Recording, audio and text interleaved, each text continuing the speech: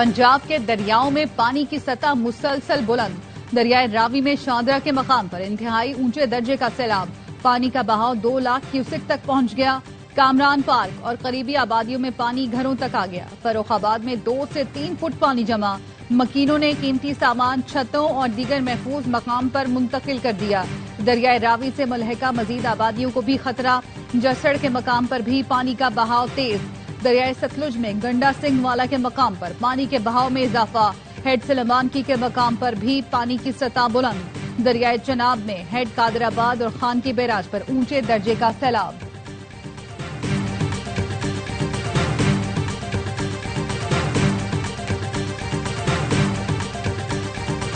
पंजाब में दरिया किनारे आबाद बस्तियां उजड़ गईं। किसी का घर, किसी का खेत, किसी की जिंदगी भर की कमाई सब पानी में डूब गया। बहावलनगर की सैकड़ों बस्तियां आबी रेले की जद में आ गईं। पानी के तेज बहाव ने आरजी बंद तोड़ दिए। फसलें बर्बाद और मकानात डूब गए। 90,000 अफराद नकल मकानी कर गए। आरिफवाला में फसलें मलियामेट और मकानात तबाह हो गए। सियालकोट के नाला पलखों में ऊंचे दर्जे का सैलाब। तूफानी बारिश से घर, मोहल्ले, गलियां और सड़कें ज़ेरे आब। वजीराबाद में नाला पलखों के ओवरफ्लो होने से गली, मोहल्ले और बाजार डूब गए।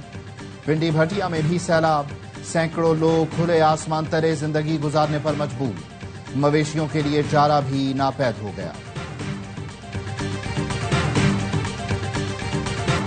वजीर आजम शहबाज शरीफ का वजीर आला पंजाब के हमरा सैलाब से मुतासरा इलाकों का दौरा।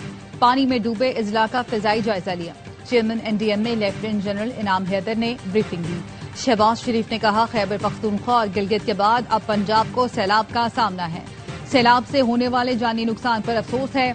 NDMA और दीगर इदारे इमदादी कार्रवाइयों में मसरूफ हैं। मौसर पेशगी इत्तलात के बायस नुकसान कम हुआ है। हमें पानी जखीरा करने की गुंजाइश बढ़ाने की जरूरत है। पाकिस्तान उन मुल्कों में शामिल है जो माहौलियाती तब्दीली से ज्यादा मुतासिर हैं। मुस्तकबिल के चैलेंजेस के लिए तैयार रहना होगा।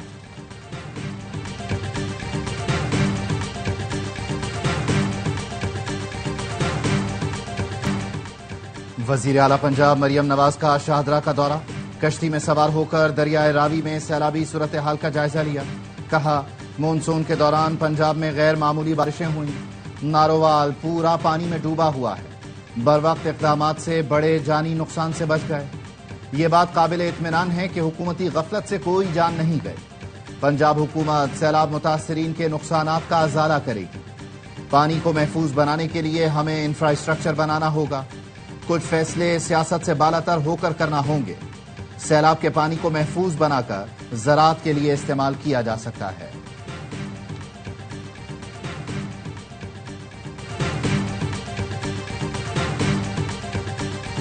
वजीराबाद, खानकी, कादराबाद और इसके साथ के इलाके बड़े नुकसान से महफूज रहे। पानी अब उतर रहा है। विफाकी वजीर इत्तलात अता तारर कहते हैं, बरवक्त और मजबूत कोशिशों के बायस जानी नुकसान कम हुआ। सैलाब मुतासरीन को उनके माली नुकसान का मुआवजा अदा किया जाएगा। आबी गुजरगाहों पर अब तामीरात की इजाजत नहीं होगी। आबी गुजरगाहों पर तामीरात गैर कानूनी है, उनका मुआवजा अदा करना मुमकिन नहीं। DG PDMA इरफान काठिया का कहना है, अगले 4 से 6 घंटे पानी का दबाव बढ़ेगा। रावी में पानी का बहाव तेज है। इतराब की आबादी खाली करा ली गई। चिन्योट और झंग में पानी का बहाव बढ़ने का खदशा। कहीं पर बंद तोड़ने की जरूरत पड़ी तो तोड़ेंगे।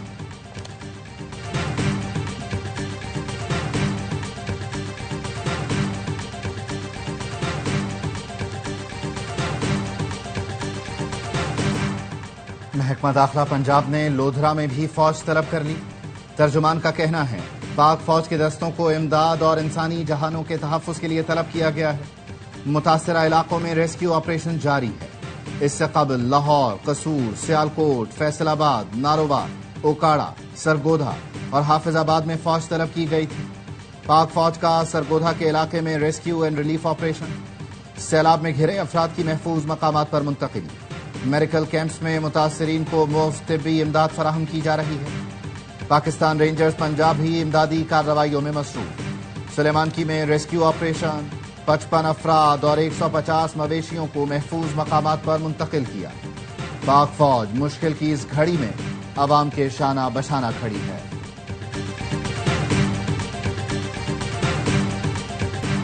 ہمیں ڈیم بنانا ہوں گے، جہاں ضروری ہو وہاں ڈیم بنائیں گے تاکہ پانی کی شکل میں عذاب رحمت بن جائے۔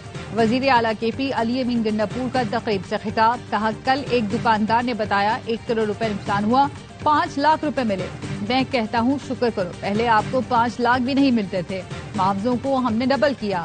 وزیر اعلیٰ کے پی نے کہا سیلاب سے نقصانات پر دکھ ہوا، پنجاب کے عوام کی تکلیف ہماری تکلیف ہے۔ خیبر پختونخوا حکومت پنجاب کے بھائیوں کے ساتھ کھڑی ہے، جہاں ضرورت پڑی پنجاب سے بھرپور تعاون کریں گے۔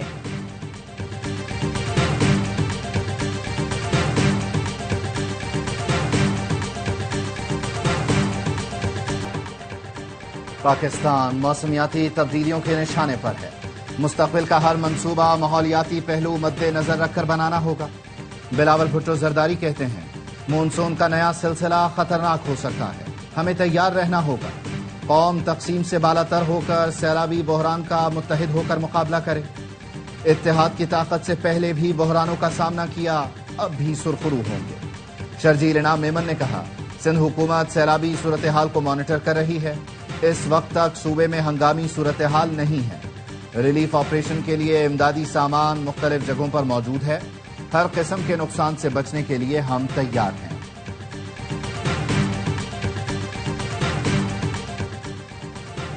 بے نظیر انکم سپورٹ پروگرام سے سرکاری افسران کو 23 ارب 68 کروڑ کے کیش ٹرانسفر کا انکشاف۔ پبلک اکاؤنٹس کی ذیلی کمیٹی نے ایف آئی اے کو افسران کے خلاف کارروائی کا حکم دے دیا۔ نقد لینے والے گریڈ 16 سے 22 تک کے افسران کے خلاف کرمنل کارروائی کی جائے گی۔ کمیٹی نے کیش لینے والے گریڈ 15 تک کے ملازمین سے بھی رقم ریکور کرنے کی ہدایت کی۔ کنوینر کمیٹی معین عامر پیرزادہ نے کہا رقم لیتے ہوئے افسران کو شرم نہیں آئی، کیش لینے والے یہ افسران نوکریوں سے فارغ ہونے چاہئیں۔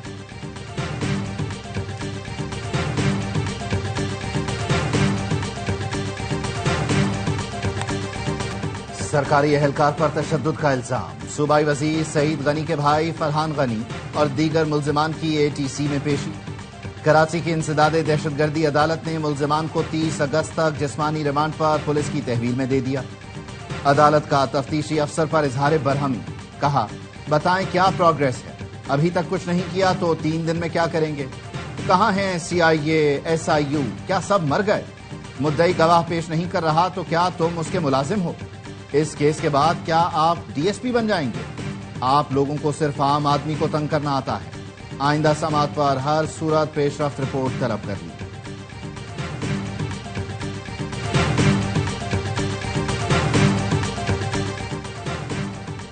بانی پی ٹی آئی نے 7 مقدمات میں ضمانت کی درخواست دائر کر دی۔ راولپنڈی کی انسداد دہشت گردی عدالت نے درخواستیں پیر کو سماعت کے لیے مقرر کر دی۔ بانی پی ٹی آئی پر جلاؤ گھیراؤ، سازش اور قتل کے منصوبے سے متعلق سنگین الزامات ہیں۔ جناح ہاؤس حملہ کیس میں بانی پی ٹی آئی کے بھانجے شیر شاہ کا جوڈیشل ریمانڈ منظور۔ لاہور کی انسداد دہشت گردی عدالت نے جسمانی ریمانڈ کی استدعا مسترد کر دی۔ شیر شاہ نے ضمانت کی درخواست دائر کر دی، وکیل نے موقف اپنایا، ملزم کو سیاسی بنیادوں پر مقدمے میں ملوث کیا گیا، ویڈیو میں نظر آنے سے کوئی جرم ثابت نہیں ہوتا، شیر شاہ کو ضمانت پر رہا کیا جائے۔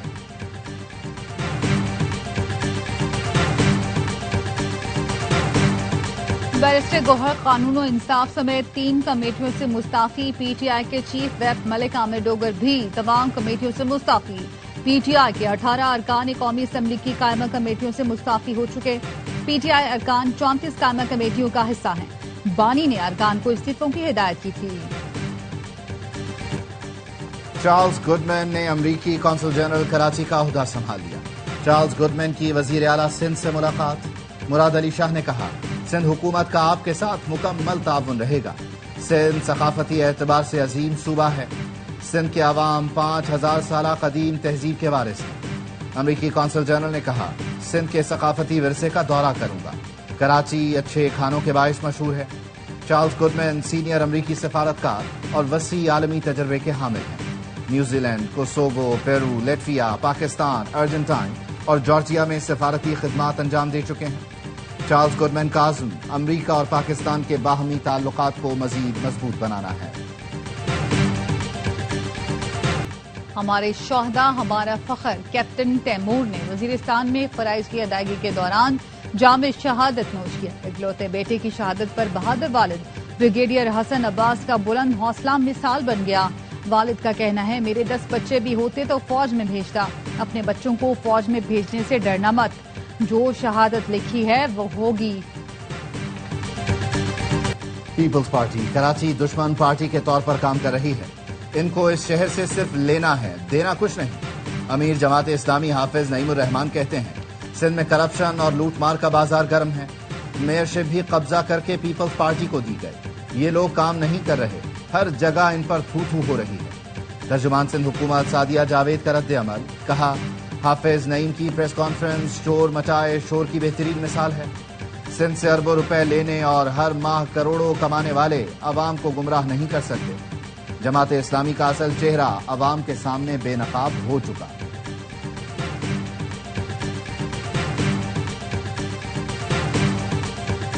کراچی میں 20 اگست کی بارش میں بجلی کی بندش سے ججوں، سینئر افسران اور اہل خانہ کو مشکلات کا سامنا رہا۔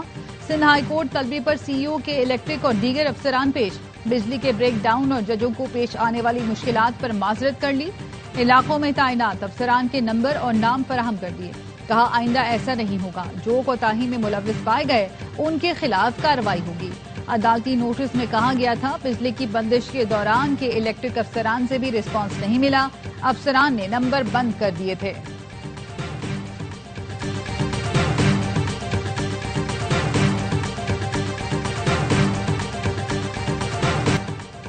کراچی میں فلاور ملز مالکان نے آٹے اور میدے کی قیمتوں میں من مانا اضافہ کر دیا۔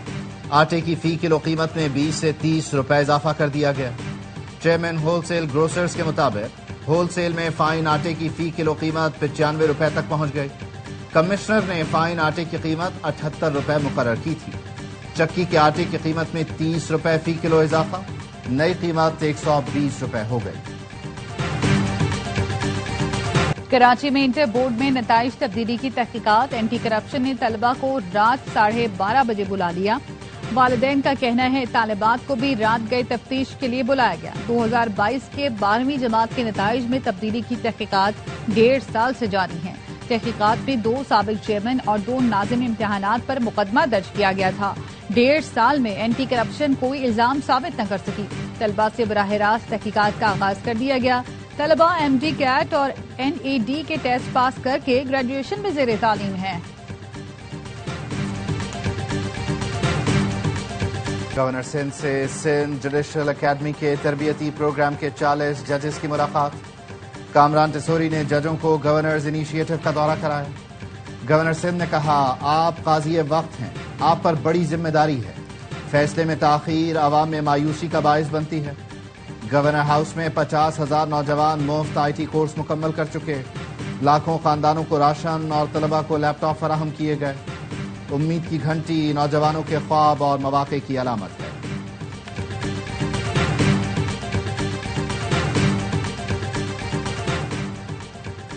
راولپنڈی کے تھانہ دھمیال کی حدود میں قبر سے 7 سالہ بچی کی میت نکال لی گئی۔ بچی کا 26 اگست کو انتقال ہوا۔ خالد کالونی قبرستان میں تدفین کی گئی۔ ورثاء کے مطابق تدفین کے اگلے روز قبر کھلی ملی۔ علاقہ مکینوں کا اعلی حکام سے واقعے کی تحقیقات کا مطالبہ۔ متوفی بچی کے والدین نے پولیس کو درخواست دے دی۔ لاہور میں مبینہ پولیس مقابلہ، رائیون میں 30 روپے کے تنازع پر 2 بھائیوں کے قتل میں ملوث ملزمان اویس اور شہزاد ساتھیوں کی فائرنگ سے مارے گئے۔ سی سی ڈی چوم دونوں گرفتار ملزمان کو نشاندہی کے لیے رائیون لے کر گئی تھی۔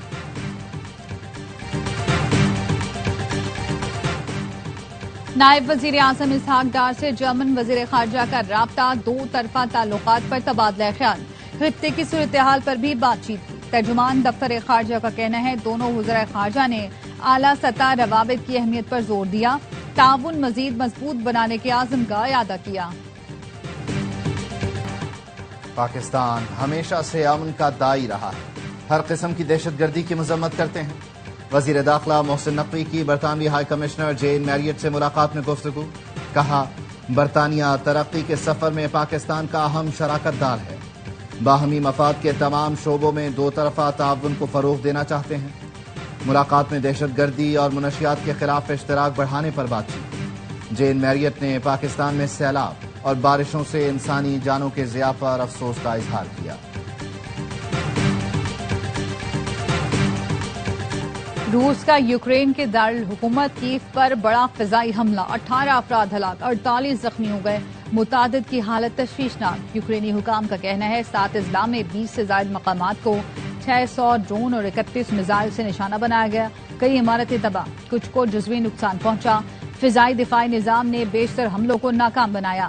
یوکرینی صدر اور یورپی یونین نے حملوں کی شدید مذمت کی۔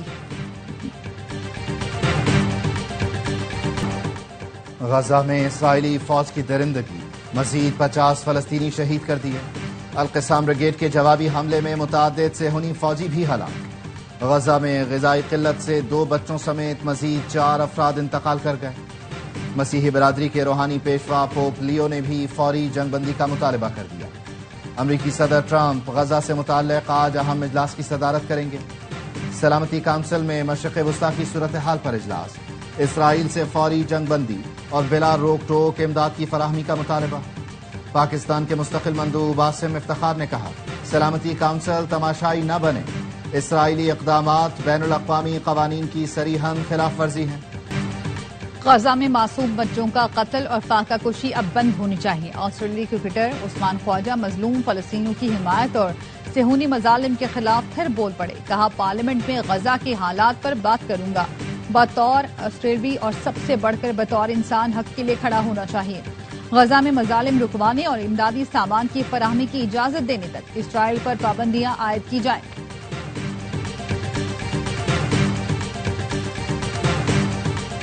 اور شارجہ میں ٹرائی سیریز کی ٹرافی کی رونمائی، کپتان سلمان علی آغا، راشد خان اور محمد وسیم نے ٹرافی کے ساتھ فوٹو سیشن کرایا۔